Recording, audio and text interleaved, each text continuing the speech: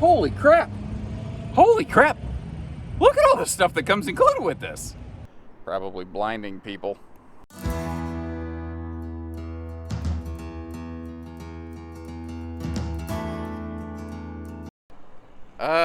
Holy cow. Apparently my future's so bright with this one I gotta wear shades. I don't want to keep my arm up in front of the camera the whole time though. What a way to start. Hi, I'm Josh, the RV Nerd. This is the little less than 4,200 pound Apex 214 RB. This is the predecessor to what later became the 215 RBK. The only difference really is that this one just doesn't have an outdoor camp kitchen, but it is small, it is light, it is tandem axle, it is Azdel, it has a bunch of accessories, including the previous owners like Rhino Flex kit, hitching system and everything. It looks like the camp for a while, they're basically just done because they didn't trade this in. I believe we bought this outright. This has been well kept. This is a nice camper. And I mean, if I had to sum up this camper in one word or one phrase, it would be respect. You can see where the previous owners respected this camper. You can see where they took care of it. I had to go looking real hard to find anything that concerns me on this, and for the most part, it's pretty minor. Like, this fixture up here, I just noticed isn't really lighting up a whole lot. That's about it. I'm not sure if it's my shoes or if there actually is a spot on the floor. It certainly doesn't show up on camera, and it's like 50% of the time when I walk through it, I'm not sure if it's there or not. There's, I think, some kind of spot, maybe right there.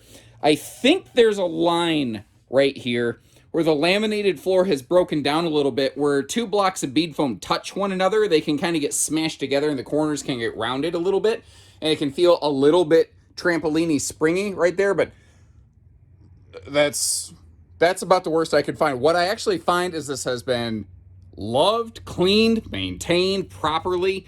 Tiny little upgrades and upfits and a bunch of accessories again included with it that we'll touch on when we get outdoors. This thing has been lovingly kept. I mean, all of the owner's manuals are here. They're organized. Like, they put them in, well, not like a trapper keeper. You know what? I miss my trapper keeper. I had a sweet trapper keeper when I was in 3rd grade, man. Anyway, this dinette, let's talk about this, because this is a small camper with a big dinette slide. You actually don't realize.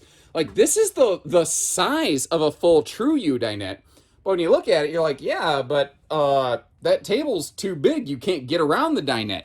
What you don't realize here is the table mounts are intentionally asymmetrical. If you want to flip the table the other way around, what you can do is you can use it as a U-dinette, and then the overhang here, you can either use as like supplemental kitchen prep space, which this camper is otherwise a little limited on, or you could get like a floating chair or stool or something, and you could turn that like into like an 8-person mega dinette, like a serious party couch. If everybody's stuck inside on the same day, you could have a mega game of Monopoly going along on that thing. And unlike the way Monopoly always ended at my family's house, because the table is like, you know, a pedestal table, it's not easy to flip. The game's probably not going to end with the race car and the dog piece like getting lost under the slide out because somebody flipped a table because of a bad trade. I'm not saying that's how Monopoly always ends at my family. All I'm saying is that we decided no more Monopoly at Thanksgiving after last year, and I'll just leave it at that. Everything in here, again, very cleanly. Like, the word, I hate to say the word clean, even when the word clean applies, because the word clean's like, yeah, buddy, this car is clean, let's go do the deal. Like the old, you guys ever see if you've never seen the Sales Badger, you need to get on YouTube and look up Sales Badger. Oh, so funny. Those videos are amazing. Now, this thing has a big rear bathroom, and one of the things that I really like about it is the extra storage that you're getting in here. And give me just a moment here to kind of just paint the canvas a little bit for you, give you a little bit more of a look around here so you get a peek at everything. But I really like how they did this. Now, this is all sealed edge thermal foil counter material, by the way, which is really nice because if you happen to slop some water, no big deal. And it's a big counter space. You actually have room to, like, you know, put a blow dryer or a shaver or even just simple toothpaste, toothbrush kind of holder things, you know. I think about the only thing I would personally do in this camper is I would just upgrade that to a Vortex vent fan, and buddy, I'd just keep on trucking. I don't know that it needs anything else. Now, this was made before at least the radius shower, so it is one of those angular corner showers. I know not everybody is in love with these, but what I want to drive home here is, once again, it's cleanly. It has, I mean, top to bottom, inside and out. Sometimes when you're getting someone else's camper that, like, they just decided I'm done with, it's because they weren't using it, they weren't maintaining it. They're just like, I'm done with this thing, you can have it. And it's got like cobwebs and God knows what in it. There's none of that here. There's none of that here. This has just been exceptionally well kept. We've got, other than that light over the slide, like all LED lighting and whatnot, it is a non-centralized air conditioning unit, which is something you may want to consider. That's just something that Apex does in their smaller models, you know? Apex, if you weren't aware, is kind of the little brother to the Freedom Express. So it's sort of like the starter, basic, but like solidly built Azdel all laminated ultralight.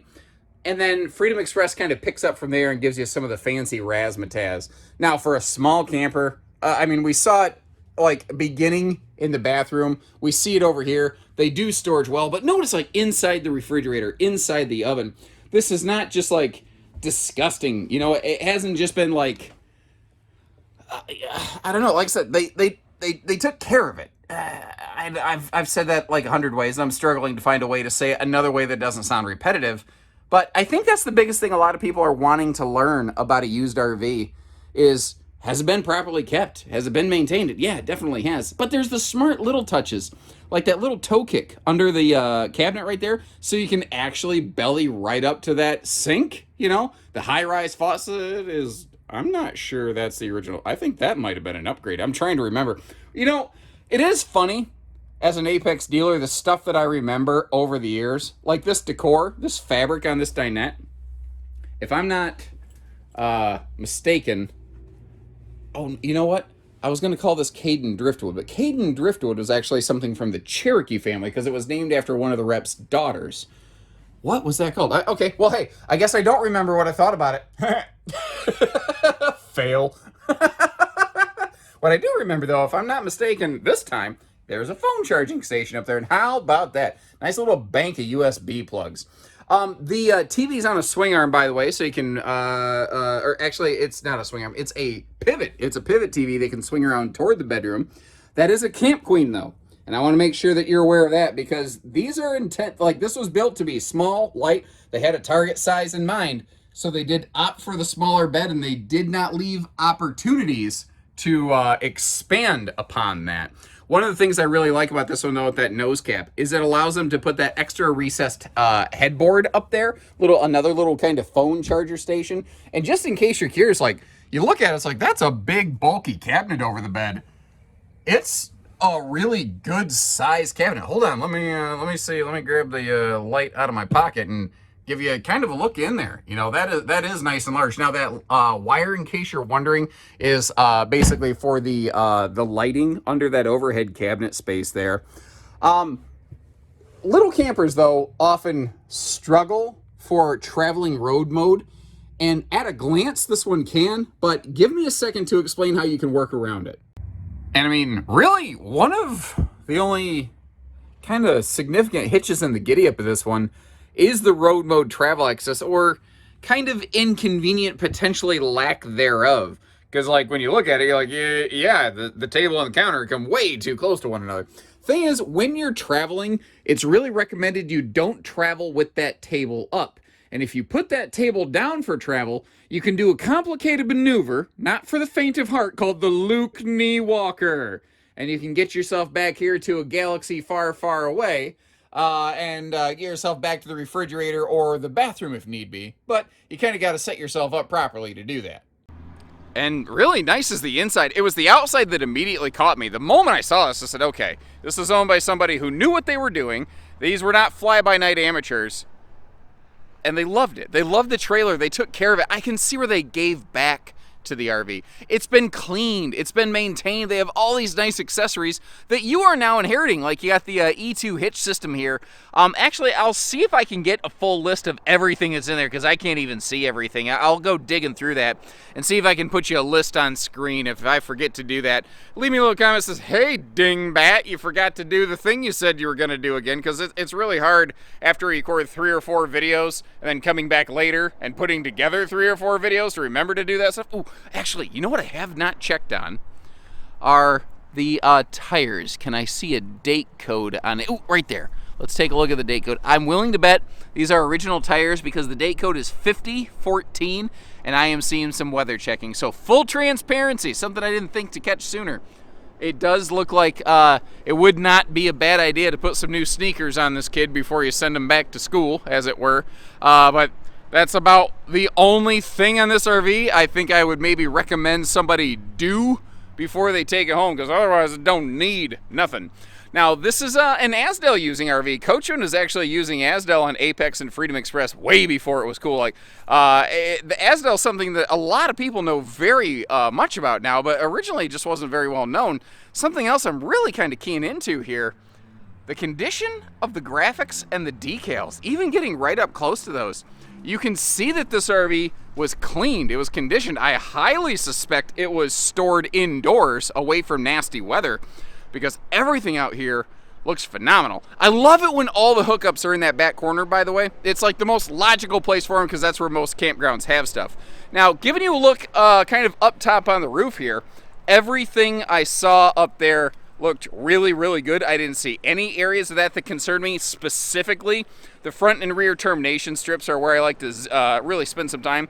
That very front strip of seals or the back one, you can see where they have done some proactive maintenance. And I say it all the time, if you've never heard this, absolutely write this one down.